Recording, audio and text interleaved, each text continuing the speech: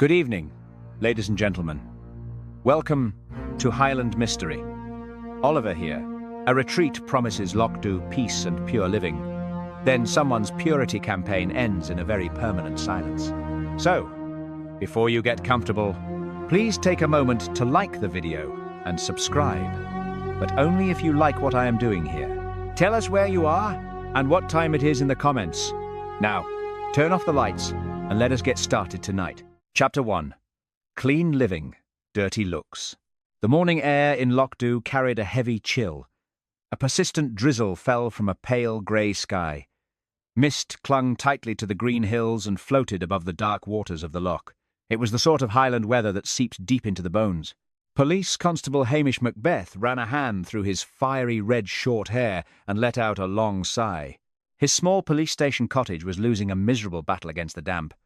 The old heating system coughed and rattled without producing any real warmth. The walls felt cold to the touch. Whenever he tried to boil the electric kettle for a morning cup of tea, the aging fuse box tripped with a sharp click. The resulting darkness only made the freezing air feel sharper. Hamish abandoned the idea of a hot drink at home. He decided to walk down to the village square in search of warmth and human company. He pulled on his uniform jacket and stepped out into the damp air. The familiar smell of peat smoke drifted from the chimneys of the whitewashed cottages facing the loch. It was a deeply comforting scent. It promised hot fires and good local cooking. Hamish thought fondly of a large plate of hot pasta at the local Italian restaurant, or perhaps a heavy fried breakfast with thick sausages. He needed real comfort food to fight off the gloomy start to his day. Hamish walked at a leisurely pace toward Patel's general store. Information always travelled through the shop faster than any official police radio. As he approached the open door, he heard the familiar voices of the local gossip network. Nessie Curry stood just inside the entrance with her sister Jessie. "They want people to pay good money to sit in a room full of salt," Nessie declared to the room. "A room full of salt," Jessie repeated with a firm nod. Mr. Patel stood behind the counter. He was calmly arranging tins of tomato soup and offering no judgment on the matter. "It is a wellness retreat," Nessie continued, her eyes wide behind her thick glasses. "They say it will bring a better class of tourists to the Highlands." "A much better class," Jessie added. Hamish entered the shop and offered a polite greeting. Before anyone could demand his opinion on the new business up the hill, a loud mechanical hum drew their attention outside. A massive silver car rolled into the small village square. The vehicle looked entirely out of place on the narrow, mud-streaked roads. It came to a smooth halt near the shop entrance. The heavy doors opened, and a small camera crew spilled out. They immediately began setting up their expensive equipment in the light drizzle. A moment later, Damon Vale emerged from the back seat. The celebrity wellness influencer wore a pristine white linen suit that offered zero protection against the Scottish weather. He sported a smug smile and carried an air of absolute authority. "Keep rolling," Damon instructed a young cameraman. "I want to capture the raw, untouched misery of this place before we transform it entirely." Damon walked toward the shop. He projected his voice perfectly for the microphone clipped to his lapel. "Look at this village," Damon said to the lens. "These people are trapped in toxic habits. They survive on cheap whiskey, black tea, and greasy fried breakfasts. They do not understand the foundations of pure living. Our new retreat will show them the light." Hamish felt a sudden prickle of irritation. He preferred his quiet village exactly as it was, fried breakfasts included. He stepped out of the shop and offered a mild, polite smile. "Good morning, and welcome to Lochs," Hamish said. His Highland lilt was soft and easy, hiding his annoyance. "I am Hamish Macbeth, the local police constable." Damon looked Hamish up and down. His bright smile did not reach his cold eyes. "Excellent," Damon said. "A local authority figure. We will need you to ensure the villagers do not interfere with our guests. Our clients pay top prices for absolute serenity." "The folk here are peaceful enough," Hamish replied calmly. "They usually mind their own business if you mind yours." Damon ignored the subtle warning. He turned to enter the general store to inspect the local wares for his video. However, his path was abruptly blocked. Lugs, the odd-looking police dog, had followed Hamish from the cold cottage. The dog was now sprawled like an old hearth rug, directly across the doorway. Lugs had his eyes closed and refused to budge an inch. Damon stopped and stared down at the animal. He looked as though he had encountered a pile of hazardous waste. "Move this creature!" Damon demanded, waving a manicured hand. "He is resting," Hamish said simply. Damon let out a dramatic sigh for the camera. He stepped awkwardly over the sleeping dog, pulling his white trousers up by the knees to avoid touching the coarse fur. Up on the low stone wall beside the shop, Sonsie watched the entire exchange. The wildcat sat perfectly still in the drizzle. Her fierce yellow eyes tracked Damon with predatory interest. She looked completely untamed and utterly unimpressed by the famous wellness guru. While Damon bothered Mr. Patel inside the shop with questions about organic produce, a young woman from the retreat crew approached Hamish and the Curry sisters. She held a small wicker basket filled with rolled white towels. "We are opening our doors this weekend," the young woman said with a practiced bright smile. "Would you care to sample our signature lavender blend? It promotes immediate calm and mental clarity." She reached into her uniform pocket and produced a small blue glass dropper bottle. She uncapped it and squeezed a single drop onto one of the pristine white towels. Hamish watched the thick liquid sink into the fabric. It left a faint purple lilac stain against the white cotton. Almost immediately, an overpowering floral scent hit the damp air. The heavy, artificial lavender smell clashed violently with the natural Highland odours of fresh rain and earthy peat. "That is a very powerful scent," Hamish noted. He stepped back slightly to escape the invisible cloud of perfume. "It is highly concentrated," the young woman explained. "Mr. Vale insists on only the strongest botanical extracts to cleanse the environment." Damon emerged from the shop a moment later. He looked thoroughly disgusted by the inventory of tinned meats and sugary biscuits. "We are wasting time here," Damon told his crew. "Pack up the gear. We need to prepare the salt room for the grand opening. This village is going to be a massive restoration project." The crew scrambled to follow his sharp orders. Damon climbed back into the silver car without offering a backward glance. The large vehicle turned around in the square and headed up the winding hill road toward the new retreat. Nessie Curry frowned at the departing car and adjusted her glasses. "That man has a very high opinion of himself." "A very high opinion," Jessie agreed, folding her arms. Hamish looked down at the faint purple lilac stain on the towel the young woman had left, resting on a wooden crate. The cloying smell of the lavender oil lingered in the square, long after the car had vanished into the morning mist. The retreat promised Lochs a new era of pure living and absolute peace.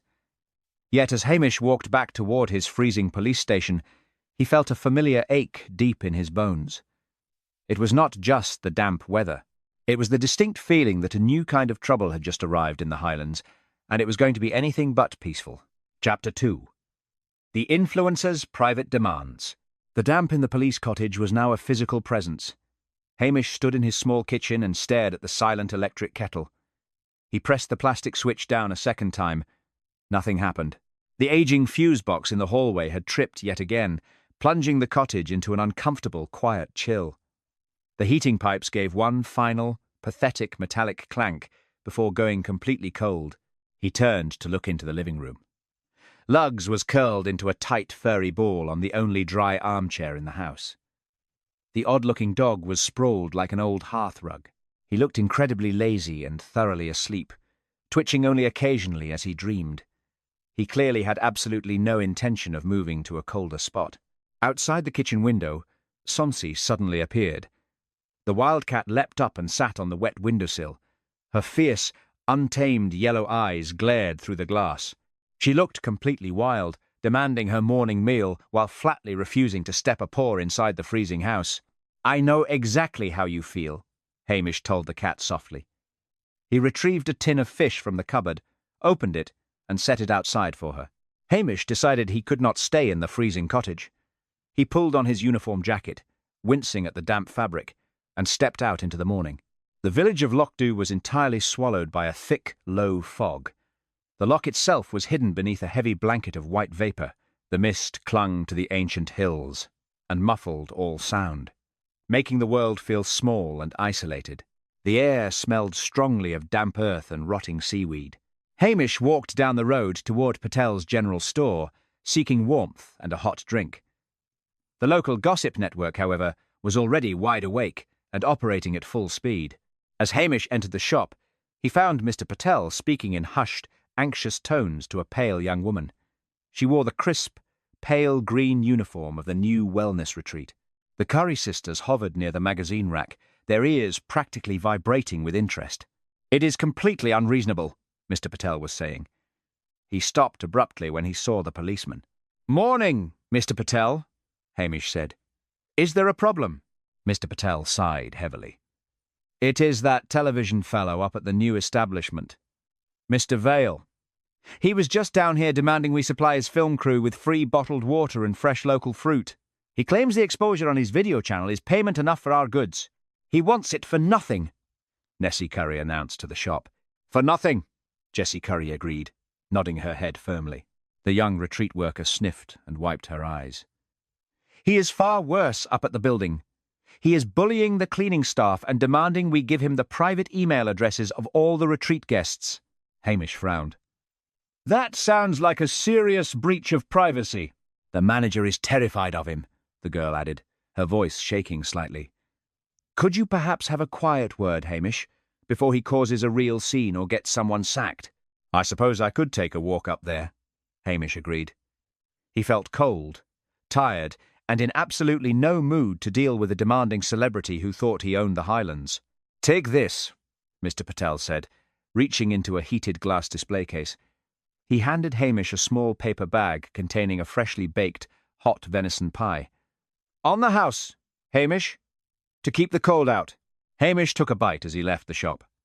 The rich, savoury meat and hot, flaky pastry provided instant comfort. He thought briefly of the miserable meals he often endured when forced to visit police headquarters in Strathbane. Chief Inspector Blair regularly dragged him into the dreary police canteen for grey, watery stew and limp boiled cabbage. This simple, honest food from the village shop was 1,000 times better. It warmed his stomach and improved his temper just enough to face the hill. Hamish walked up the steep, winding track toward the new establishment. The fog thinned slightly as the elevation increased, revealing the sharp, modern angles of the retreat. It sat heavily against the rugged landscape, looking entirely out of place with its massive glass windows and stark white walls. He pushed open the heavy front doors and stepped into the reception area. Soft, ambient music played from hidden speakers, sounding like whale song mixed with wind chimes. The air inside felt unnaturally warm. It smelled faintly of harsh bleach, poorly disguised by a heavy, cloying layer of lavender oil. Hamish moved quietly through the glossy tea room. Several guests sat in thick white robes, sipping pale green liquids from tiny ceramic cups and looking terribly serious about relaxing. Through a set of polished oak doors, Hamish spotted the long corridor leading to the retreat's new feature, the Salt Cave Therapy Rooms. Damon Vale stood in the middle of the pale corridor. A young camera operator circled him carefully. "The Highland people are so delightfully quaint," Damon told the lens. He flashed a brilliant, utterly fake smile. "They possess a raw, rustic charm, living their simple lives without the essential burdens of modern purity. We are bringing them a true sanctuary of calm." The moment the camera operator lowered the lens, Damon's bright smile vanished instantly. His face twisted into a cruel sneer. "Did you get that?" Damon snapped at the operator. "Good. Now get these pathetic locals out of my background shots when we film outside. They look like they haven't washed their clothes in a week." Hamish felt his jaw tighten. Before he could step forward to announce himself, a door opened farther down the corridor. Two people emerged from an office. One was a nervous man in a sharp grey suit, presumably the retreat owner. The other was a sleek woman with perfectly styled blonde hair. Hamish recognised her from a photograph in the Highland Times as Nina Laird, the retreat's public relations manager.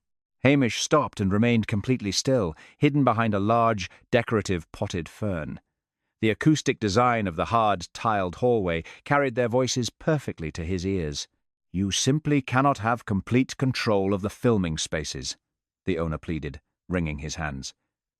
"We have paying guests who expect absolute privacy during their treatments." Damon stepped very close to the man.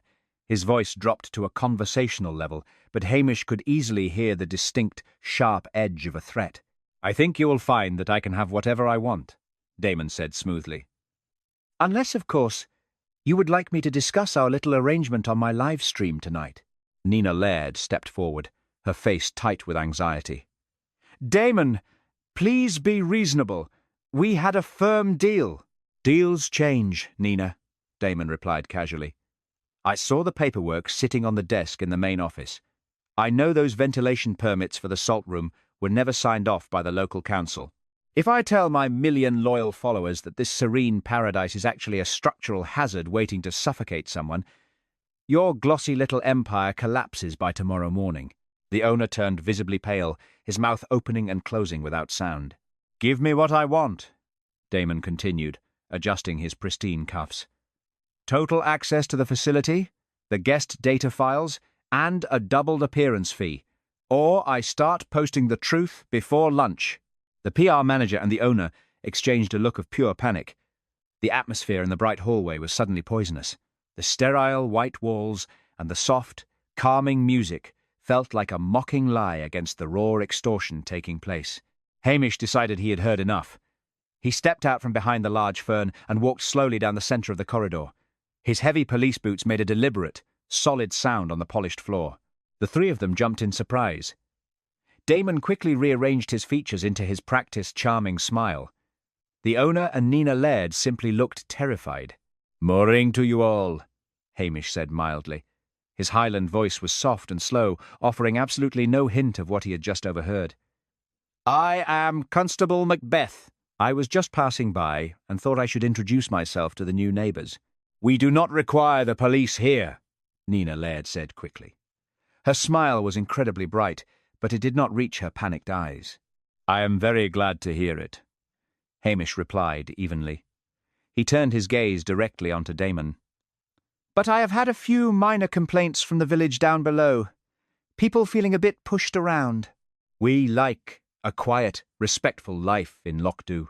I would appreciate it if you kept your demands to a minimum while you are visiting. Damon let out a short, dismissive laugh.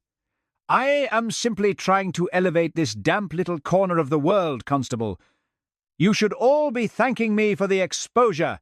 I think I will keep my thanks to myself for now, Hamish said. Just mind how you go. Hamish turned and walked out of the building without waiting for a reply. Outside, the fog on the loch had not lifted. The heavy mist felt cold and oppressive against his skin, but as Hamish headed back down the steep track to the village, he knew the real darkness was sitting inside that bright, perfectly clean building on the hill. Chapter 3. A quiet morning without a body. The wind whipped off the loch in sharp, biting gusts. Sunday morning in Lochs was usually a quiet affair. Today, the damp air felt charged with nervous energy. The heavy oak doors of the Free Church swung open. The congregation spilled out onto the cold stone steps. Hamish Macbeth stood near the bottom of the steps. He wore his uniform, his fiery red short hair slightly ruffled by the wind. He had skipped the service, preferring the quiet of the morning, but he always attended the post-service gathering. At his feet, Lugs was sprawled like an old hearth rug beneath a wooden bench. The dog was completely unbothered by the cold stone. He simply closed his eyes and slept. Up on the graveyard wall, Sonsie paced with restless energy. The wildcat fixed her fierce yellow eyes on the gathering crowd, looking ready to pounce on any sudden movement. The gossip network was already running at full speed.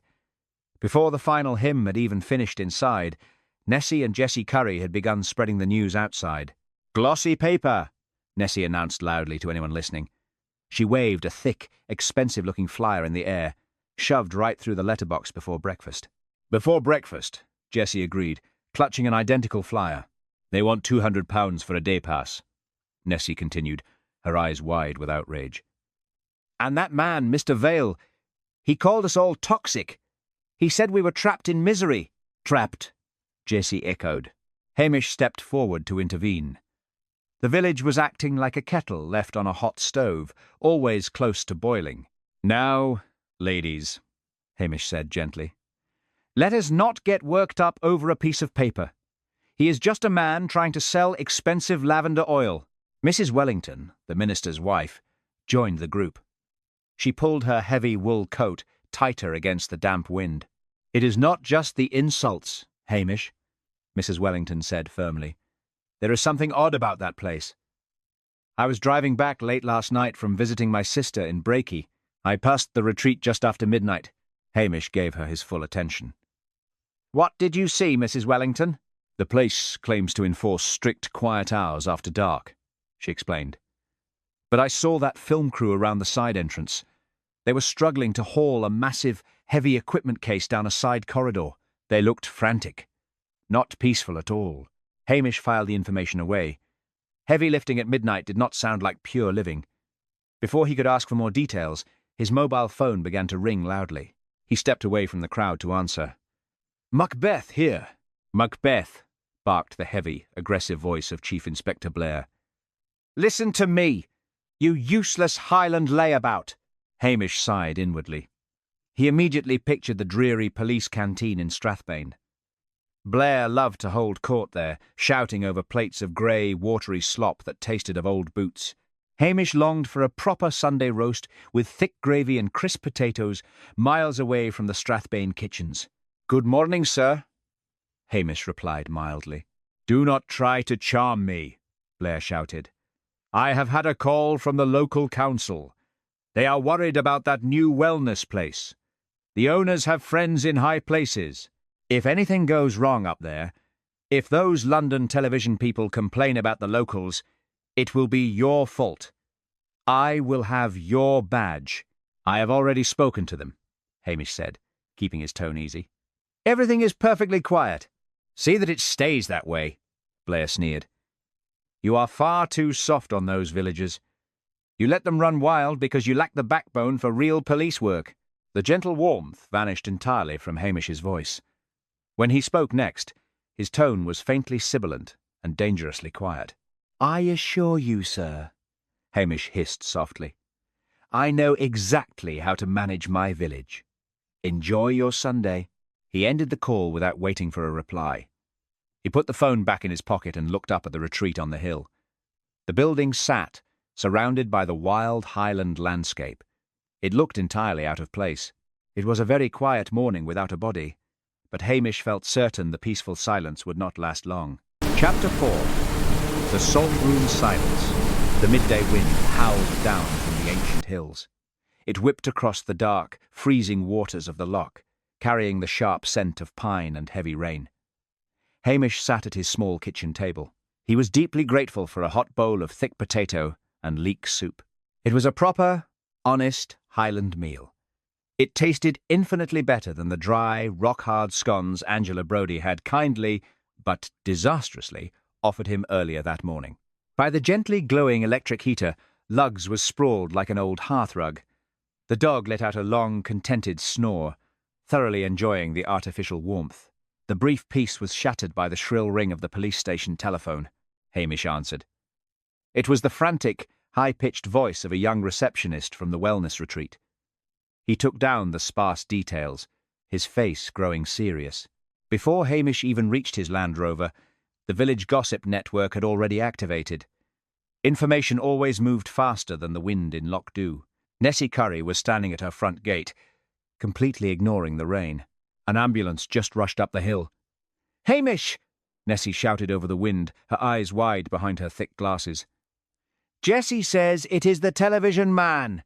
She says he has had a terrible judgment brought upon him." "A terrible judgment," Jessie echoed firmly from the shelter of the doorway. Hamish offered them a brief nod and drove up the steep track to the retreat. Inside the modern building, the soft, ambient music still played from the hidden speakers. It felt deeply wrong now. A trembling staff member led Hamish down the pale corridor to the salt therapy rooms. The heavy door to room number 3 was wide open. Damon Vale sat in a reclining wooden chair. He looked perfectly still. There was no blood and absolutely no sign of a struggle. The room was bathed in a soft pink light from the Himalayan salt blocks that covered the walls. The quiet humming of the ventilation system was the only sound. It was a staged, absolute calm. Yet the sterile peace felt like a terrible lie, with death sitting squarely in the middle of it. 30 minutes later, the heavy glass doors of the retreat banged open loudly. Chief Inspector Blair arrived from Strathbane. Blair was sweating heavily despite the cold weather. He stopped just outside the main entrance to light a cigarette, taking a furious drag before stomping inside. He smelled strongly of stale tobacco and cheap aftershave, entirely ruining the carefully curated atmosphere of the reception area. "Right! What is this nonsense?" Blair roared. He marched down the pale corridor, completely ignoring the frightened retreat staff and the wide-eyed tourists clutching their white robes. "He is in the salt room, sir," Hamish said quietly. Blair stepped into the pink light and looked at the pristine, dead figure of the influencer. "Drugs!" Blair declared loudly. His harsh voice echoed off the salt walls. "Or some sort of pervert nonsense. These television types are all exactly the same. Probably a weak heart from too much rich living." "He was locked in from the outside, sir," Hamish pointed out mildly. "The heavy latch was secured when the staff found him." Blair paused. He looked at the hovering staff members and the murmuring guests gathering at the end of the hall. Then his small eyes narrowed with sudden calculation. "The press," Blair muttered, his face turning a deeper shade of red. "The London press will be all over this by evening. It is a murder, Macbeth. A high-profile murder. Secure the scene immediately. I want statements from every single person in this building." Blair turned away and began shouting orders at a young, terrified constable who had driven him from Strathbane. Hamish took the opportunity to step closer to the body. The salt room was supposed to smell only of pure, dry minerals. However, as Hamish leaned over the chair, he caught a strong, distinct scent. It was the cloying, artificial smell of the signature lavender oil. It clung heavily to the left sleeve of Damon's pristine white jacket. The smell was far stronger than it should have been in a room dedicated to salt. Looking closely, Hamish saw a faint purple lilac smear right on the edge of the crisp white cuff. It looked exactly as though someone had dabbed the concentrated oil far too close to the fabric. It was a tiny detail, but it was completely at odds with the clean, white perfection of the therapy room. Hamish stood up and ran a hand through his fiery red short hair. The retreat had promised Lochs an escape from modern toxicity, but someone had clearly brought a very old-fashioned kind of poison up the hill. Chapter 5. Canteen Slop. Real comfort. The fluorescent lights in the Inverness police headquarters hummed with a constant, headache-inducing buzz. The air inside the building felt stale and heavy. Chief Inspector Blair sat at a scarred plastic table in the dreary police canteen. He was shoveling a large portion of grey, watery stew into his mouth. The pale meat looked completely unidentifiable. The limp, boiled cabbage gave off a deeply depressing smell. Hamish Macbeth sat across the table. He pushed a cold, greasy chip around his chipped plate. He longed for the simple, honest food of his village. "This is a career-making case, Macbeth," Blair shouted. Small crumbs flew from his mouth and landed on the table. "A London celebrity has been murdered on our patch. The national press will be crawling all over the Highlands by tomorrow morning. I want answers, and I want them fast." Hamish offered no reply. He simply watched his superior officer consume the terrible food. Bad food always made Blair much louder and significantly more aggressive. "We found his digital diary," Blair continued. He wiped his mouth forcefully with the back of his hand. "Vale had 3 private interviews scheduled late last night. He made notes about them. One meeting was with the retreat owner. One was with Nina Laird, the public relations manager. And the last one was with Councillor Peter Fleming." Hamish raised a rusty eyebrow. "Fleming? He is the man who pushed all the planning permissions through the council. He did it despite all the loud complaints from the local community." "Exactly," Blair said with a triumphant sneer. "They all have a solid motive to shut him up. They all had access to the building. You are going to help me sweat the truth out of them tomorrow." Hamish escaped the oppressive building an hour later. He climbed into his police Land Rover and began the long drive home. The weather had turned bitterly cold as evening approached. Frost settled heavily on the ancient hills. The patches of heather looked fragile and brittle in the pale, sharp moonlight. As he descended into Loch, the dark, freezing expanse of the loch reflected the icy stars perfectly. The wind carried the clean scent of pine and salt water. It was a beautiful, severe landscape. It instantly settled his tired, battered mind. Hamish stopped his vehicle outside the small Italian restaurant on the waterfront. He needed real food to wash away the memory of the police canteen slop. The warmth inside the small restaurant was deeply comforting. The air smelled wonderfully of baking bread and rich tomatoes. Hamish ordered a large container of hot pasta and a chunk of crusty garlic bread to take away. While he waited, the local gossip network provided its evening report. Information always flowed through Lochs faster than any official police channel.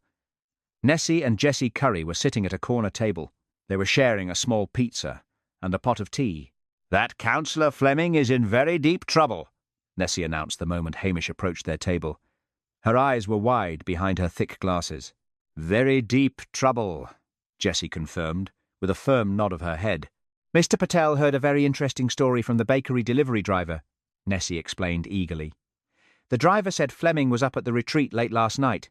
He was shouting at that terrible television man in the car park. Something about ruined reputations and blackmail." "Blackmail," Jessie whispered dramatically. "The whole village knows it now," Nessie added. "Fleming looked absolutely furious," the driver said. "He looked ready to kill." "Thank you, ladies," Hamish said mildly. "I am sure it was just a simple disagreement over council business." He took his hot, fragrant food back to his freezing police station. The old fuse box was behaving itself for once. A small electric heater glowed brightly in the kitchen. Hamish sat down at the wooden table and began to eat. The rich tomato sauce and the perfect hot pasta provided an instant cure for his foul mood. Good food always made Hamish sharper and much more focused.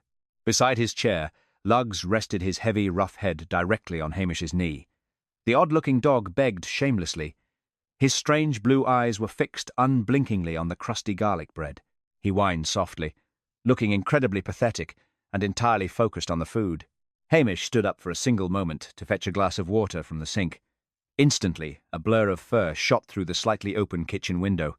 Sonsie, the wildcat, landed completely silently on his abandoned, warm wooden chair. She curled up tightly into a ball. Her fierce yellow eyes glared at him, daring him to move her. Hamish let out a soft sigh. He pulled up a cold, hard wooden stool instead and sat back down to finish his meal. He thought carefully about the 3 names in Damon Vale's digital diary. The situation was a tangled mess of secrets. The retreat owner was clearly terrified of a major financial scandal. The public relations manager was desperate to maintain control of the brand. The local councillor had his entire political career on the line. Damon Vale had summoned all 3 of them into the dark, quiet building. He had clearly intended to use their hidden secrets against them. Any one of them could have decided that silencing the arrogant influencer was the only way to survive. Hamish finished his pasta and fed the last piece of bread to the dog. The village gossip had already given him a clear lead on the councillor. Tomorrow, he would have to navigate carefully between Blair's loud bullying and the quiet, dangerous truths hiding up at the glossy retreat. Chapter 6. Blair picks the wrong enemy. The morning wind pushed the thick mist in heavy waves across the car park of the wellness retreat.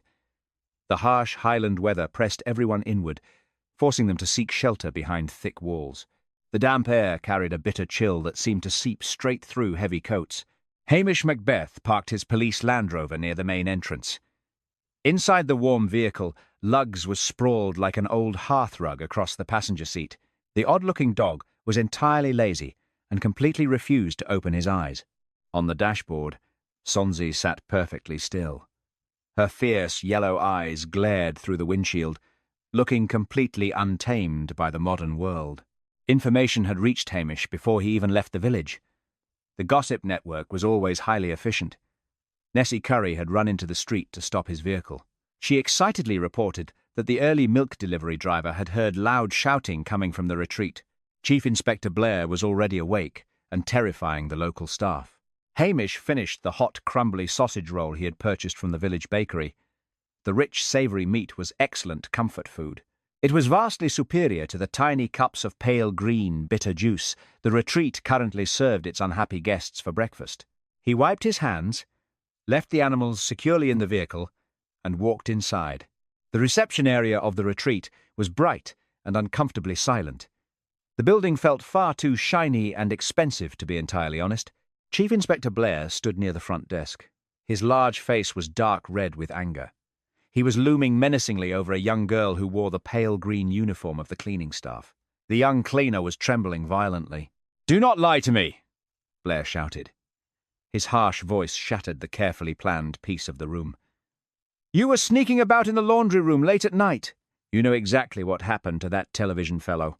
Tell me the truth right now, or I will drag you down to Inverness and sweat it out of you in a cell." The young cleaner looked ready to collapse. She opened her mouth, but only a small, frightened squeak came out. Hamish stepped forward quietly. His face remained calm, but his hazel eyes were hard. "That will be quite enough, sir," Hamish said. His Highland voice was usually soft and mild, but now it had gone faintly sibilant. The subtle, hissing edge to his words made the entire room feel suddenly cold. The sudden change in his tone forced Blair to step back. The Chief Inspector looked startled, momentarily silenced by the quiet authority in his subordinate's vase. "She is withholding vital evidence, Macbeth," Blair blustered, though his voice lacked its previous volume. "She admits to being here long after hours." Hamish ignored his superior officer. He turned to the frightened cleaner and offered her a gentle, reassuring smile. "Take your time, lass," Hamish said quietly. "Nobody is taking you to Inverness. Just tell me what you were doing in the laundry room." The girl took a shaky breath, clearly grateful for the intervention. "I was just finishing the late shift. I was sorting the dirty towels from the treatment rooms." "Did you see anything unusual?" Hamish asked. "Just a mess," she whispered, twisting her apron in her hands. Someone had shoved a ruined towel deep into the bottom of the laundry basket. It had a very strong smell. It was covered in a fresh purple lilac stain. Hamish kept his expression perfectly neutral. "What kind of smell?" "The signature lavender oil," the cleaner replied quickly. "The very strong, concentrated stuff they use for the special VIP guests." Someone spilled it and panicked. They tried to hide the towel so the manager would not see they had wasted the expensive oil. Blair let out a loud snort of pure disgust. "A stained towel? That is your grand clue, Macbeth? A clumsy cleaner spilled some cheap perfume.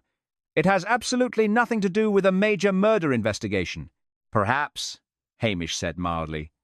He remembered the faint purple lilac smear he had seen on Damon Vale's pristine white jacket sleeve in the salt room. The concentrated oil had been nowhere near the salt cave, yet the dead man had carried the telltale stain. Someone had handled the powerful oil, made a messy mistake, and quickly tried to cover it up before Damon was found dead. "Get back to work," Blair snapped at the trembling girl. He turned his angry small eyes on Hamish. "Stop wasting my valuable time with spilled perfume. We need to question the real suspects. The owner, the manager, and that corrupt counsellor." Blair marched heavily down the corridor toward the management offices, his heavy shoes echoing loudly on the tiled floor. Hamish watched him go. The shiny, perfect walls of the retreat suddenly felt very small and tight. Blair was a loud, foolish man who only ever looked for an easy, obvious target. But Hamish knew the real killer was quiet, careful, and currently smelling faintly of lavender. Chapter 7. The Unofficial Kindness.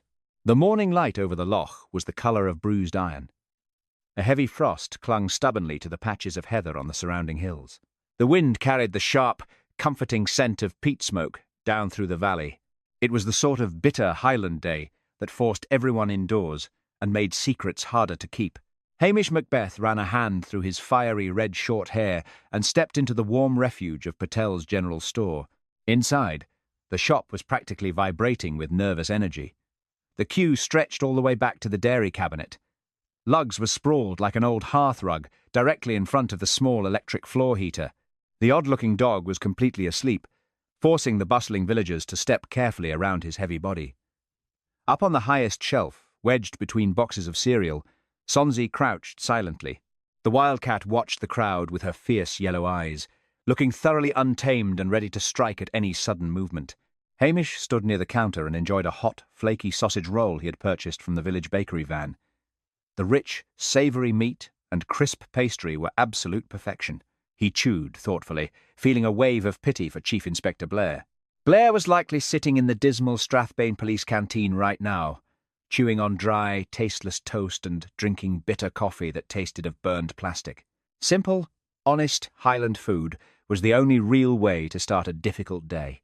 The local gossip network, however, was providing a very unpleasant soundtrack to his breakfast. Nessie Curry stood near the village notice board by the door.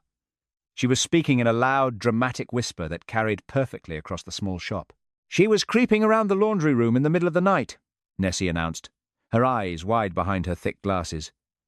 "Everyone knows why a young girl sneaks around a place like that after hours. She is sleeping with the retreat owner." "Sleeping with the boss," Jessie Curry agreed, nodding her head with fierce disapproval. "It is obvious," Nessie continued. "She is using him for his money, and he is using her to keep quiet about whatever happened to that terrible television man." Hamish felt his stomach tighten. The young cleaner he had rescued from Blair's bullying yesterday was already terrified. She was a fragile, nervous girl who was barely holding her life together. If this vicious rumour reached her, or worse, if it reached her strict family in the neighbouring village, it would absolutely destroy her. He decided to make a quiet, unofficial move. He stepped up to the counter and leaned in close to Mr. Patel. "Listen to me carefully, Mr. Patel," Hamish said in a soft, low voice. "That rumour about the young cleaner is complete nonsense. She is an innocent witness in a murder investigation. I need you to help me kill this gossip before it ruins her life. Tell people to leave her alone." Mr. Patel nodded vigorously, his dark eyes full of earnest understanding. "Of course, Hamish. It is very cruel. I will put a stop to it immediately." Hamish thanked him, bought a tin of fish for the cat, and left the shop feeling satisfied. He thought he had successfully managed his village. He had severely underestimated the destructive power of good intentions in Lochs. 10 minutes later, Mr. Patel stood up straight behind his counter and addressed the crowded shop in a loud, authoritative voice. "Listen to me, everyone," Mr. Patel declared. "Constable Macbeth has just given me official police instructions. We are no longer to discuss the young cleaner sleeping with the retreat owner. The police are handling her entirely. It is a matter of severe official secrecy." Nessie Curry gasped loudly.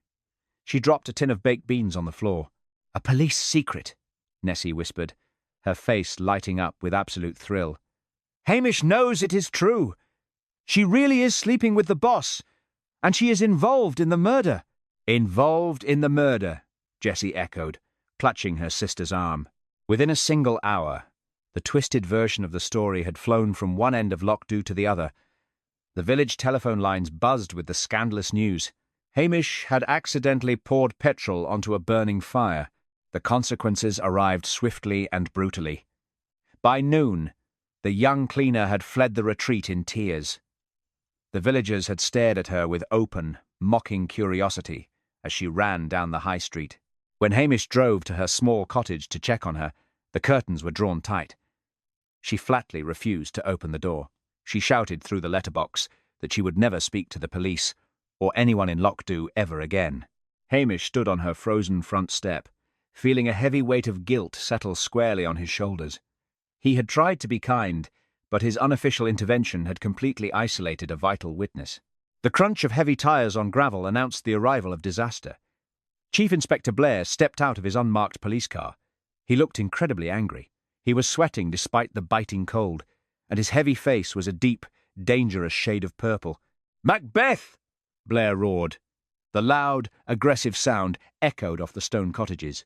Hamish walked slowly down the garden path to meet him. "Good afternoon, sir. Do not play your innocent Highland games with me," Blair shouted, waving a thick finger in Hamish's face. "I just received a call from the retreat manager. Your star witness has walked off the job and locked herself away. The entire village thinks she is a murderous tramp because you have been spreading rumours in the local shop." "I was trying to stop the rumours, sir," Hamish replied mildly, though he knew it was a hopeless defence. "You contaminated a witness," Blair sneered, stepping closer. He smelled strongly of stale cigarette smoke and cheap mints. "You interfered with my investigation. You are a clumsy, interfering fool. I have half a mind to recommend you for an immediate promotion." Hamish felt a cold spike of genuine dread pierce his chest. "A promotion, sir?" "Yes," Blair smiled maliciously. "A nice, tidy desk job as a sergeant, right in the middle of Strathbane. I will get you out of this comfortable little backwater and put you somewhere you can rot under a pile of endless paperwork. You will never see these hills again." Blair turned around, climbed back into his car, and slammed the door with tremendous force. He drove away, leaving a cloud of foul exhaust hanging in the crisp Highland air. Hamish stood alone on the quiet road. The wind pushed against his uniform jacket. Lochs was a beautiful place. It could be wonderfully warm and supportive, right up until the exact moment it decided to turn cruel. The village had eagerly swallowed the lies and turned a frightened girl into cheap entertainment. Worse still, Hamish realized with a sinking heart, the real killer was currently sitting safely up at the shiny wellness retreat. While the police and the villagers were busy destroying an innocent cleaner, the person who had actually murdered Damon Vale was enjoying the perfect distraction, breathing easily in the quiet, lavender-scented air. Chapter 8. The Lavender Bottle with No Fingerprints. The rain fell in steady, grey sheets across Lochs. The dark water of the loch looked exactly like hammered iron under the heavy sky. Mist clung to the high hills, hiding the heather and turning the landscape into a pale watercolour painting. Hamish Macbeth parked his police Land Rover outside the wellness retreat. He ran a hand through his fiery red short hair and sighed. He thought longingly of his lunch. He had eaten a thick slice of hot meat pie from the village bakery. It was proper, hearty food with rich gravy. He pitied Chief Inspector Blair, who was probably back in Strathbane right now. Blair was likely chewing on a stale canteen sandwich filled with curling, rubbery cheese. Good food kept a man grounded and sharp. Bad food simply made him angry and loud. Inside the warm vehicle, Lugs was sprawled like an old hearth rug across the passenger seat. The dog completely refused to open his eyes. On the hood of the car, entirely ignoring the rain, Sonsie sat perfectly still. The wildcat fixed her fierce yellow eyes on the glass doors of the retreat. She looked untamed and deeply suspicious of the shiny modern building. Hamish stepped inside the reception area. The soft, ambient music still played, but it sounded completely hollow now. The remaining staff moved quietly, keeping their heads down. The village gossip network had already done its work. Only an hour ago, Hamish had passed the church. He had heard Nessie Curry loudly informing Mrs. Wellington that the retreat was cursed by dark spirits. Information always mutated beautifully in Lochs. By tomorrow, the village would probably decide Damon Vale had been abducted by fairies. Hamish walked down the pale corridor toward the treatment rooms. He needed to look at the supplies. If a clumsy cleaner had found a stained towel in the laundry, the concentrated lavender oil had to come from somewhere. He entered the main supply closet behind the salt room. The shelves were perfectly organized.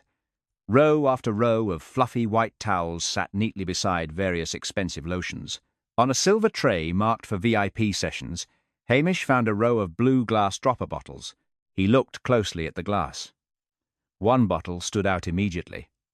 The other bottles had tiny smudges on the glass from regular daily use. The third bottle in the row was completely spotless. It looked brand new. There were absolutely no fingerprints on it at all. Someone had replaced a missing bottle in a terrible hurry. "Can I help you, Constable?" Hamish turned around. Nina Laird stood in the doorway. The public relations manager wore a flawless grey suit. Her blonde hair was perfect. She was entirely too smooth for a woman whose star client had just been murdered. "I am just admiring your inventory," Hamish said mildly. "You keep everything very clean in here." "Hygiene is central to our brand," Nina replied with a practiced, tight smile. "Is there something specific you need? The owner is currently resting in his office. He is terribly distressed by this awful tragedy." "I am sure he is," Hamish noted. "And Councillor Fleming?" "The councillor is making phone calls," Nina said smoothly. "He is very indignant about the negative publicity for the local area. He feels the police presence is disruptive." Hamish nodded slowly. The owner was too frightened to leave his office. The councillor was too indignant about his own reputation. Nina Laird was simply too calm to be believed. Hamish walked past her into the small staff preparation area. A row of pale green aprons hung on wooden pegs. He ran his eyes carefully over the fabric of each uniform. Near the bottom seam of the third apron, just beside the pocket, Hamish spotted something. It was a faint, purple lilac stain. It was carefully hidden, completely tucked away where a casual glance would easily miss it. It was certainly not an accidental spill. He leaned in slightly. The scent rising off the fabric was overpowering. It was the highly concentrated, signature lavender oil kept exclusively for VIP sessions. It was the exact same smell he had found on Damon Vale's white jacket sleeve. Everything in the shiny new retreat smelled wonderfully nice. The soft music played on an endless loop. The floors shone brightly. Yet as Hamish looked at the hidden stain, he realized that absolutely nothing in the building felt clean. Chapter 9. A perfect theory that collapses. The windows of the local pub glowed with a warm, inviting yellow light against the bitter Highland night. A hard frost had settled over Lochs, turning the mud on the roads into solid iron. The wind howled down from the ancient hills, carrying the sharp, earthy scent of peat smoke and freezing rain. Hamish Macbeth pushed open the heavy wooden door of the Red Lion and stepped into the noisy warmth. Inside, the air was thick with the smell of spilled beer and roasting meat.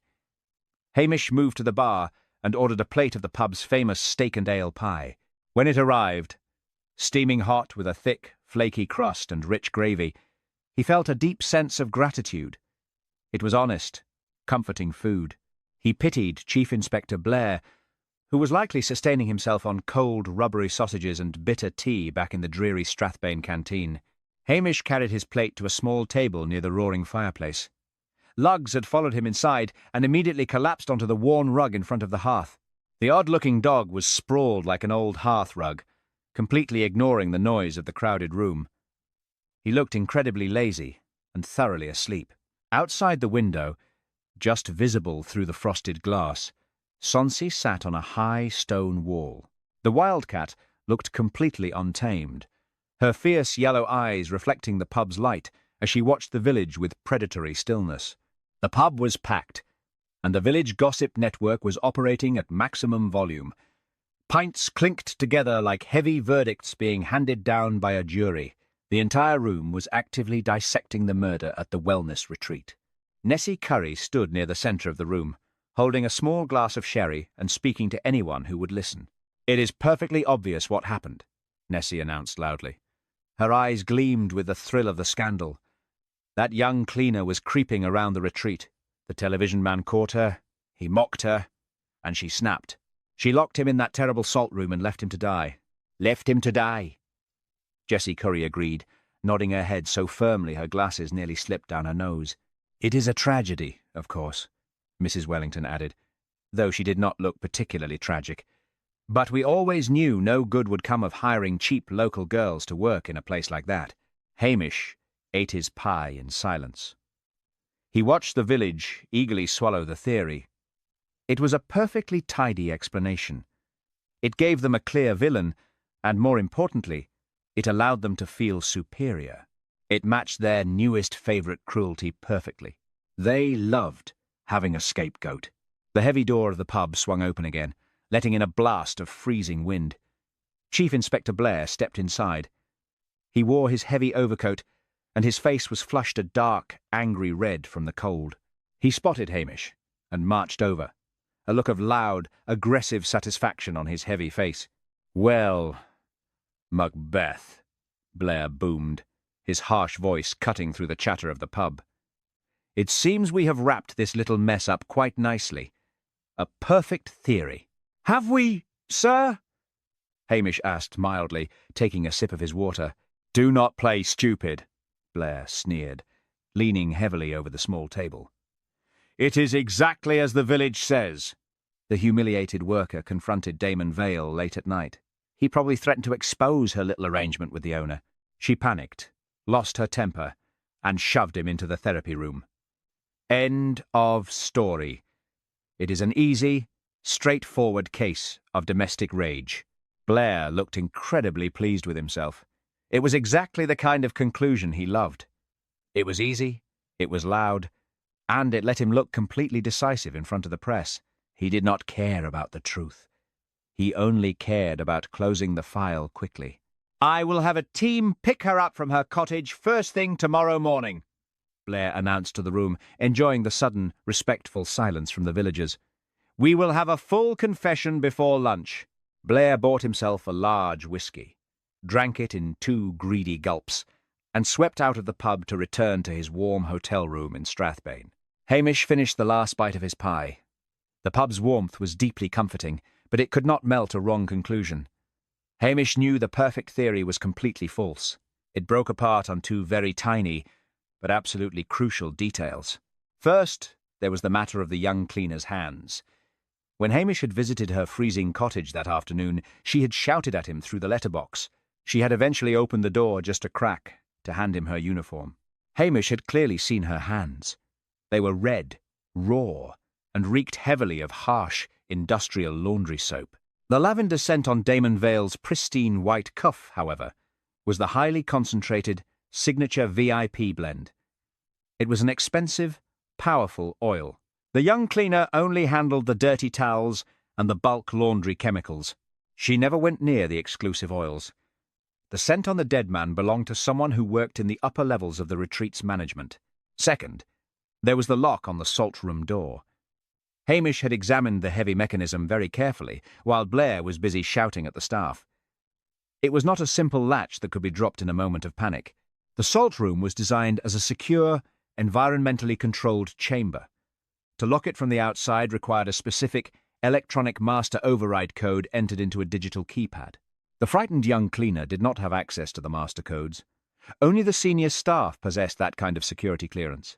Someone with managerial access had deliberately staged the terrible calm inside the salt room. They had carefully lured Damon Vale inside, locked the door with an administrative code, and left him to panic. It was a calculated, cold-blooded trap, not a sudden crime of passion. Hamish looked around the crowded pub. The villagers were still talking excitedly, utterly convinced they had solved the crime. They were completely ready to send an innocent, terrified girl to prison simply because she was an easy target. Hamish ran a hand through his fiery red short hair. He stood up, quietly paid for his meal, and motioned for Lugs to follow him. The dog let out a heavy sigh, but obediently hauled himself up from the warm rug. As Hamish walked back out into the freezing Highland night, the wind bit through his uniform jacket. The village was wrong, and Blair was dangerously wrong. Hamish knew he had to find the real killer soon, before the crushing weight of official police procedure destroyed the wrong life completely. Chapter 10. Sonsie's Purple Prize. The Highland wind howled around the small police station, battering the stone walls with heavy, driving rain. The loch outside was a completely black void, completely hidden by the fierce midnight storm. It was the sort of bitter weather that made the bones ache. Inside the damp cottage, the atmosphere was equally miserable. Hamish Macbeth stood in his tiny kitchen and stared angrily at the electric kettle. It was boiling very slowly, hissing and spitting water onto the counter as if it deeply resented having to work. Suddenly, the aging fuse box in the hallway gave a sharp, metallic crack. The kitchen plunged into total darkness. The kettle fell silent. Hamish let out a long, heavy sigh. He walked blindly into the hallway, fumbled with the cold metal panel, and forced the heavy switch back into the upward position. The pale, flickering kitchen light returned. He abandoned the idea of a hot cup of tea. Instead, he went to the bread bin and cut 2 thick slices of fresh, crusty white bread he had purchased from Mr. Patel. He layered them with a generous serving of cold roast beef and sharp mustard. It was simple, excellent comfort food. He thought briefly of the miserable, plastic-wrapped sandwiches sitting in the vending machine at the Strathbane police headquarters.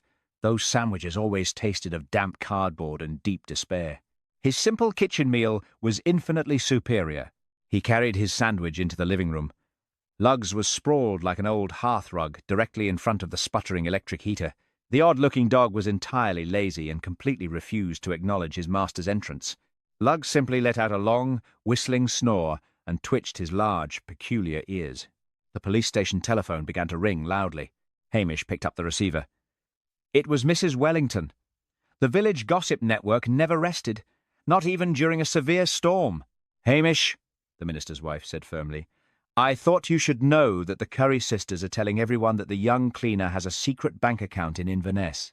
They say the television man paid her to keep quiet before she murdered him." "That is complete nonsense, Mrs. Wellington," Hamish said mildly, though he felt a sharp stab of anger at the village's relentless cruelty. "She is a frightened girl. Please tell Nessie and Jessie to stop spreading lies." "I am only telling you what I heard," Mrs. Wellington replied, sounding slightly offended. "The whole village is talking about it. Good night, Constable." She ended the call. Hamish rubbed his tired eyes. The village was completely obsessed with the false theory. Chief Inspector Blair was entirely convinced of the false theory. Tomorrow morning, Blair would arrest the poor girl, and the real killer would walk away completely free. A sudden, sharp scratching sound came from the kitchen window. Hamish walked back into the kitchen. He unlocked the latch and pushed the heavy glass window open against the strong wind. Sonsie slipped inside instantly. The wildcat landed completely silently on the wet draining board. Her fur was soaked, but she looked completely untamed. Her fierce yellow eyes gleamed brightly in the pale kitchen light. She looked directly at Hamish, demanding his total attention. "Where have you been in this terrible weather?" Hamish asked softly. Sonsie did not meow. Instead, she opened her powerful jaws and dropped a small, hard object onto the metal surface of the sink. It made a sharp, solid clinking sound. Hamish stepped closer. He picked up the small object and held it up to the light. It was a small, heavy blue glass dropper bottle. The glass was slightly sticky, and a very strong, heavily concentrated floral scent instantly filled the damp kitchen air. It was the exact smell that had clung to the dead man's white jacket. It was the signature lavender oil blend kept exclusively for VIP sessions at the retreat. "Well now," Hamish whispered, staring at the cat. "Where did you find this little prize?" Sonsie sat down and began to carefully groom her wet fur, offering no explanation. She often roamed the high hills and the village boundaries at night. She was an exceptional thief when she wanted to be, completely capable of slipping through partially open windows or poorly secured doors. Lugs finally hauled his heavy body up from the living room rug. The dog wandered lazily into the kitchen, looking for dropped crumbs. He stopped dead when he smelled the air. He walked carefully over to the counter, stretched his neck up, and took one long sniff of the blue glass bottle. Lugs sneezed violently. He shook his large head, looked at the bottle as if it had personally insulted him, and immediately retreated back to the warm living room. He clearly hated aromatherapy. Hamish wiped the sticky glass carefully with a clean cloth. He knew the killer had removed this bottle from the supply closet, using the powerful scent to lure Damon Vale into a fake VIP treatment session. After the murder, the killer had hidden it. He turned the bottle upside down and examined the thick glass base. Right on the bottom edge, there was a very clear, completely perfect ring of purple lilac residue. Hamish frowned, thinking rapidly. The treatment rooms in the wellness retreat were entirely covered in smooth white tiles and polished wood. If the killer had set the bottle down hastily on a hard, non-porous surface, the oily liquid would have simply beaded up or smeared outward. But this mark was a perfect, soaked-in circle. "Paper!" Hamish said aloud. The sound of his own voice startled the cat. The heavy oil had soaked directly into a porous surface. The killer had set the bottle down on a stack of paper. There was absolutely no paper kept in the damp, steamy treatment rooms or the sterile salt cave. Paper was kept in the management offices. Sonsie had not stolen the bottle from a spa bay. She had crept into an office. She had found it hidden away among files or documents, where the killer had hastily stashed it after committing the murder. The damp, miserable cottage suddenly felt completely different.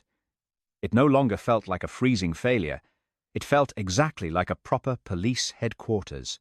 Hamish looked at the purple lilac ring.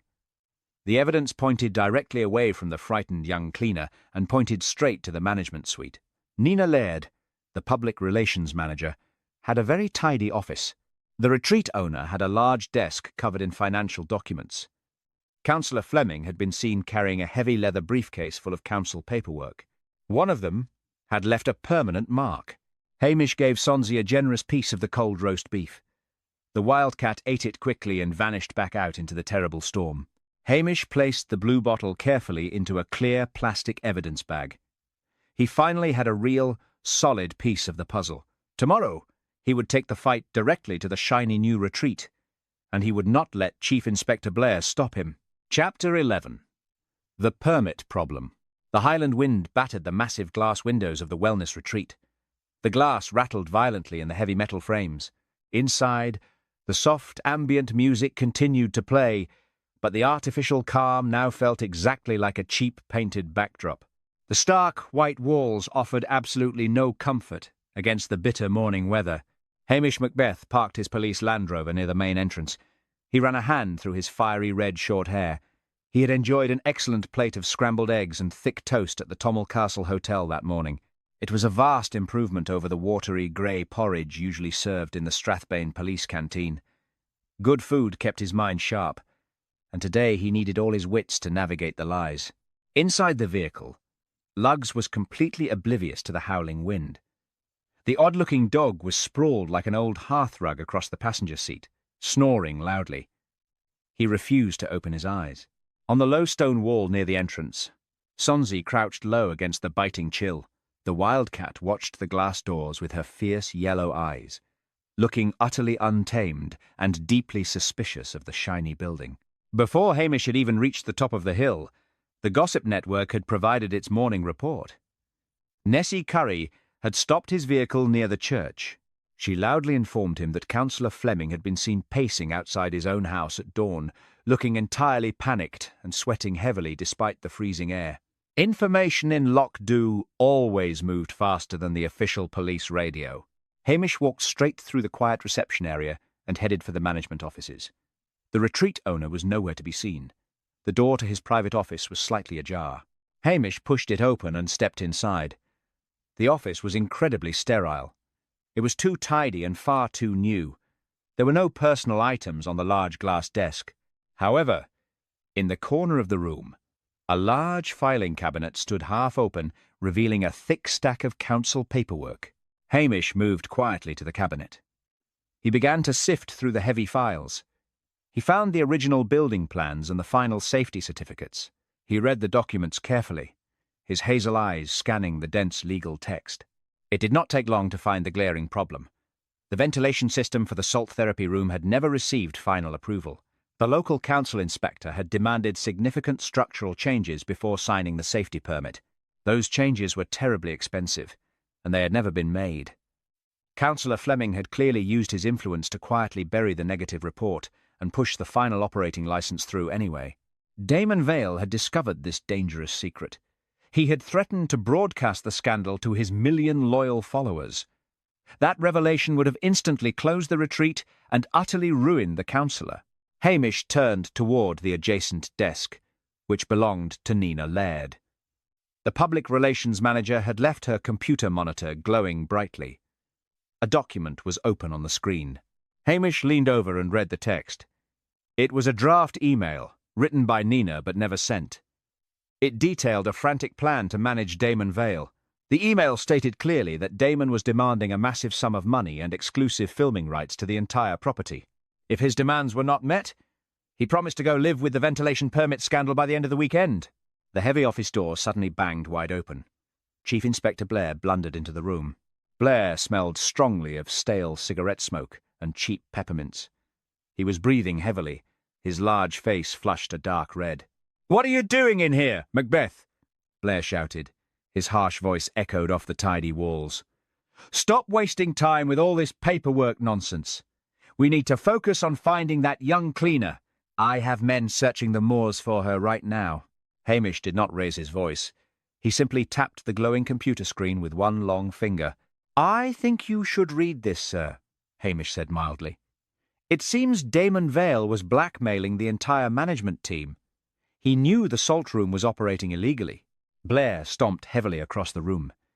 He peered at the screen, his small eyes moving slowly over the text. A look of sudden, greedy triumph washed over his heavy features. "Blackmail," Blair declared loudly. He immediately puffed out his chest. "I knew it. I suspected financial irregularities from the very beginning. This changes everything, Macbeth. This is exactly the kind of solid detective work I expect from my major investigations." Blair reached for the computer mouse, eagerly trying to save the file. He had completely forgotten about the young cleaner. He was already planning his press conference in Strathbane, ready to claim absolute credit for the sudden breakthrough. Hamish stepped back and let his superior officer take over the desk. The puzzle was almost complete. The hidden purple lilac stain, the perfect ring on the base of the missing bottle, and the desperate blackmail demands all pointed directly to the real killer. He only needed a crowded room to spring the final trap. Chapter 12. The tea room gathering. The late afternoon light across the loch was a pale, icy gold. The fierce storm of the previous night had finally exhausted itself, leaving behind a sharp, biting cold. A heavy frost was already beginning to settle over the dark waters and the ancient hills. The air smelled strongly of damp pine needles and the comforting, earthy scent of peat smoke drifting down from the village chimneys. Hamish Macbeth stood near the large glass windows of the retreat's glossy tea-room. He ran a hand through his fiery red short hair. He felt pleasantly full and steady. He had eaten a massive plate of proper fish and chips at the Italian restaurant before driving up the hill. The fish was fresh, the batter crisp, and the chips perfectly thick. It was honest, Highland food, a million miles away from the tiny, bitter green leaves and pale teas currently being served to the nervous guests in the room. The retreat owner had organized a community reassurance meeting to calm the frightened guests and the restless villagers. It was exactly the sort of social arena Hamish needed. The room was packed. People could not easily flee without drawing immediate attention to themselves. The gossip network was humming in the enclosed space. Nessie and Jessie Curry sat in the front row, whispering furiously to Mrs. Wellington. Information was actively shifting and mutating as they spoke, weaving new, wild theories out of thin air. Outside the thick glass window, Sonsie sat on the frost-covered stone patio. The wildcat looked completely untamed, her fierce yellow eyes locked onto the gathering crowd. She was a silent, predatory audience. Inside, safely tucked under Hamish's chair, Lugs was sprawled like an old hearth rug. The odd-looking dog let out a soft, whistling snore, completely unimpressed by the tension in the room. Councillor Fleming sat stiffly at the front, looking pale and desperate to maintain his authority. Nina Laird stood near the owner, her blonde hair perfect, her grey suit completely unwrinkled. She looked entirely composed, projecting an aura of absolute professional calm. The heavy doors to the tea-room suddenly banged open. Chief Inspector Blair barged in. He had clearly just finished a cigarette outside. The bitter smell of stale tobacco clung to his heavy overcoat. He was sweating despite the cold, his face a dark, aggressive red. Blair marched straight to the front of the room. He did not come alone. 2 young, nervous police officers followed him, essentially escorting the young, terrified cleaner. They had found her hiding in her cottage and brought her up the hill under Blair's strict orders. "Right," Blair roared, turning to face the shocked room. "This farce is over. We have the primary suspect in custody." This girl sneaked into the retreat, confronted Mr. Vale, and locked him in the salt room out of sheer spite. The young cleaner burst into tears, shrinking away from the heavy, angry policeman. "Confess," Blair bullied, stepping closer to her, his voice echoing harshly off the pristine walls. "Tell them what you did." Hamish stood up. His hazel eyes were entirely hard. When he spoke, his Highland lilt had vanished. His voice went dangerously sibilant, cutting through the room with a quiet, hissing authority that demanded absolute silence. "Step away from the lassie, sir," Hamish said softly. "She has absolutely nothing to confess." Blair turned, his mouth opening in outrage. "Macbeth, you interfering fool! I am running this investigation!" "You are terrorizing an innocent girl, sir," Hamish replied evenly. He walked to the front of the room and stood between Blair and the crying cleaner. The girl's hands reek of industrial laundry soap. She only handles the heavy cleaning chemicals. She never touches the expensive spa oils. But the killer did. Hamish reached into his uniform pocket and produced the clear plastic evidence bag. Inside sat the heavy blue glass dropper bottle. A sudden, sharp gasp rippled through the front row. Nina Laird's perfect composure slipped for a fraction of a second, her eyes widening as she stared at the bottle. "This is the signature lavender oil," Hamish announced to the quiet room. The highly concentrated blend kept exclusively for VIP sessions. "It is supposed to bring peace." Instead, it was used to set a very cold trap. He turned slowly, making sure everyone could see the object. "The killer used this powerful scent to lure Damon Vale into a private, calming session late at night," Hamish explained. "But they made a clumsy mistake. They dabbed the oil far too close, leaving a faint purple lilac stain on the cuff of his pristine white jacket. A stain that made no sense, inside a completely dry mineral salt room." Nessie Curry leaned forward, practically vibrating with excitement. "A purple stain!" she whispered loudly. "Exactly." Hamish nodded. And when the killer realized their mistake, they panicked. They tried to hide the stained apron they had been wearing, stuffing it into the back of the staff locker room. They tried to throw away the towel they used to wipe their hands, hiding it in the laundry basket where this poor girl found it. Blair snorted loudly, trying to regain control. "Perfume stains and dirty laundry! That is not evidence of murder, Macbeth." "It is when you trace where the bottle went next," Hamish countered smoothly. He turned the plastic bag upside down, revealing the base of the glass bottle. The killer hid this bottle in a tremendous hurry. They set it down hard, and the sticky residue left a perfect, permanent ring of purple lilac. Hamish turned his gaze directly onto Nina Laird. "If we check the desk in your office, Miss Laird," Hamish said, his voice dropping to a gentle, devastating murmur, "I am absolutely certain we will find a stack of management paperwork with a perfect, circular purple stain soaked right into the top page." Nina Laird took a sudden, sharp step backward. Her face lost all its colour. "Damon Vale found out that the salt room ventilation permits were never signed off," Hamish continued, addressing the room but watching Nina. "He found out Councillor Fleming had pushed the paperwork through illegally. But more importantly, he found out that you, Miss Laird, had been quietly skimming massive influencer fees off the top of the retreat's accounts." The retreat owner gasped, turning to stare at his public relations manager in horror. "He was blackmailing you," Hamish said. "He demanded a doubled fee and total control, or he was going to expose the permits and the missing money on his live stream. Your glossy little empire was going to collapse. So, you decided to stage a serene wellness tragedy." Nina Laird opened her mouth, but no sound came out. She looked wildly toward the doors, but Blair's officers were already blocking the exit. "You lured him into the salt room using the VIP oil," Hamish pressed on, the trap snapping firmly shut. "And then you locked the heavy door from the outside. You did not use the simple latch. You used the digital master override code. A code the cleaning staff does not possess. You knew exactly what you were doing." Damon Vale's public relations file openly bragged about his severe claustrophobia, calling it a fear he was trying to overcome. "You locked him in a dark, airtight box and deliberately triggered a fatal panic." The room was absolutely silent. The soft, ambient music playing from the ceiling speakers sounded suddenly sinister and mocking.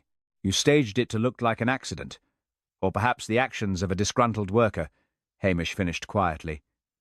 "You expected everyone to blame the obvious, easy scapegoat. You sold purity, Miss Laird, but you arranged the blame." Nina Laird's carefully constructed image finally shattered. She covered her face with her hands, letting out a ragged, ugly sob that confessed everything the room needed to hear. The perfect, artificial calm of the wellness empire had completely collapsed, brought down by a single, stubborn drop of purple oil. Chapter 13. Blair's Roaring Victory. The morning sun over Loch offered absolutely no warmth. It was a pale, hard disk in a sky the colour of slate. The wind whipped straight off the freezing loch, carrying the sharp bite of frost and the comforting, earthy scent of peat smoke from the village chimneys. Hamish Macbeth ran a hand through his fiery red short hair and stood outside his small police station, feeling a deep sense of relief. Inside the cottage, Lugs was sprawled like an old hearthrug, directly in front of the electric heater. The dog was completely asleep, entirely ignoring the dramatic events of the previous day. Up on the roof, Sonsie paced with restless energy. The wildcat looked completely untamed, her fierce yellow eyes tracking a solitary seagull over the dark water. Hamish had just finished a large bowl of hot, creamy porridge, sweetened with a generous spoonful of thick honey. It was simple, perfect Highland food. It settled his stomach wonderfully. He imagined Chief Inspector Blair was currently celebrating his victory in Strathbane with a cup of bitter, burnt coffee and a greasy, stale pastry from the Canteen vending machine. Blair had certainly claimed a massive victory. The moment Nina Laird had confessed in the tea room, Blair had immediately taken total control. He had shouted orders, pushed Hamish aside, and marched the public relations manager out to his waiting car. By late evening, Blair had already given 2 loud television interviews, boasting extensively about his brilliant deductive skills and his tireless pursuit of justice. The village gossip network had absorbed the news instantly. Information travelled down the single street of Loch faster than any official statement. As Hamish walked toward Patel's general store, he saw the Curry sisters holding court near the Anastys board. "It was the public relations woman all along," Nessie Curry announced to the gathered crowd. Her eyes were wide behind her thick glasses. "I said from the very beginning that she had a highly suspicious face."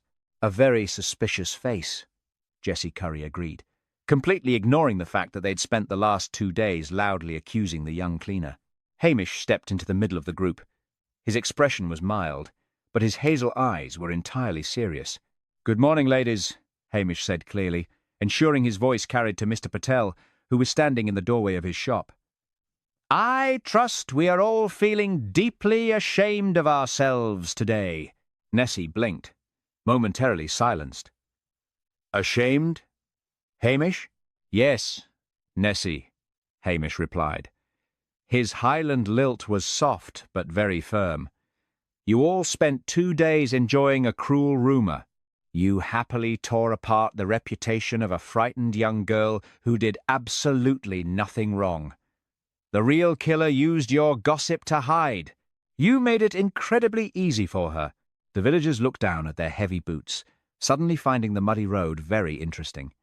Hamish caught Mr. Patel's eye and gave him a slow, steady nod that clearly said, "Enough." The shopkeeper nodded back, looking genuinely chastened. "The young cleaner has her job back," Hamish continued, addressing the silent crowd. "And she will be receiving a full public apology from the police. I expect she will receive exactly the same from this village if she ever decides to visit us again." He left them standing in uncomfortable silence and walked back to the police station. The social harm was beginning to heal, but the damage to the wellness retreat was permanent. The shiny, glossy image of the Empire had cracked like thin ice over a deep puddle. The morning newspapers were full of the scandal. Councillor Fleming's political support had completely crumbled overnight. Investors were rapidly pulling their money out of the project. The retreat's promise of pure living had been exposed as a desperate, greedy lie. The consequences felt far more real and far more devastating than any official punishment. As Hamish reached his gate, a heavy unmarked police car pulled up. Chief Inspector Blair rolled down the window. He looked exhausted, but incredibly smug. "Morning, Macbeth," Blair barked. "Just heading back to Inverness. The press absolutely loved me. The Chief Superintendent is very pleased." "Congratulations, sir," Hamish said mildly. "I told them about your little contribution." "Of course," Blair sneered, enjoying his own perceived generosity. "I told the Chief Superintendent that you handled the minor local details adequately. In fact, I mentioned that promotion again. A nice, tidy desk job in Strathbane could be yours very soon. Think of the paperwork, Macbeth." Blair rolled the window up and drove away, leaving a cloud of foul exhaust in the crisp air. Hamish felt a cold spike of dread in his chest. A promotion was exactly what he did not want. He wanted to stay in his damp cottage, eat good local food, and keep his quiet village safe. The murder was solved, but as Hamish looked out over the freezing loch, he knew his own peaceful life was still in terrible danger. Chapter 14. A warmer kettle, a quieter village. The evening air over Loch was finally completely calm. The dark waters of the loch mirrored the pale, cold stars perfectly. The wind had dropped entirely, leaving behind the clean, sharp smell of fresh rain and the deep, comforting scent of peat smoke drifting down from the village chimneys. Hamish Macbeth ran a hand through his fiery red short hair and smiled. His small police cottage was wonderfully warm. Archie McLean, the village fisherman, had quietly turned up at the back door that afternoon with a heavy toolbox. Archie had completely rewired the old complaining fuse box, muttering that he was only doing it because he was tired of hearing the policeman complain. It was the Highland way of offering an apology and showing support without ever having to say the actual words. In the kitchen, a large pot of thick beef and vegetable stew simmered steadily on the newly reliable electric stove. The rich, savoury meat and heavy root vegetables provided the ultimate comfort. It was honest, restorative food, 1,000 times better than the tiny cups of pale green liquid they still served up at the retreat. The village gossip network had already delivered its final verdict on the entire affair. Hamish had visited Patel's general store earlier for some fresh bread. Nessie and Jessie Curry were standing near the counter, discussing the new management on the hill. "They are taking down all those ridiculous signs," Nessie had announced, looking very satisfied. "The retreat is going to be much smaller now. They are calling it a simple guest house, proper oversight, and no more silly slogans about purity." Fewer slogans. Jessie had agreed with a firm nod. "It is exactly what they should have done in the first place," Nessie added. "We do not need anyone telling us how to live our lives. We manage perfectly well on our own." Hamish had smiled and bought his bread, glad that the village had found a way to move past the ugliness. The case had settled into village memory. They would not remember it as a lesson about wellness or purity. They would remember the simple, enduring lesson that absolute calm could be sold, and it could be very easily faked. Back in his warm living room, Hamish sat down in his armchair with a steaming mug of properly brewed tea. Beside him, Lugs was sprawled like an old hearth rug directly in front of the glowing electric heater. The dog let out a long, contented snore, looking absolutely victorious.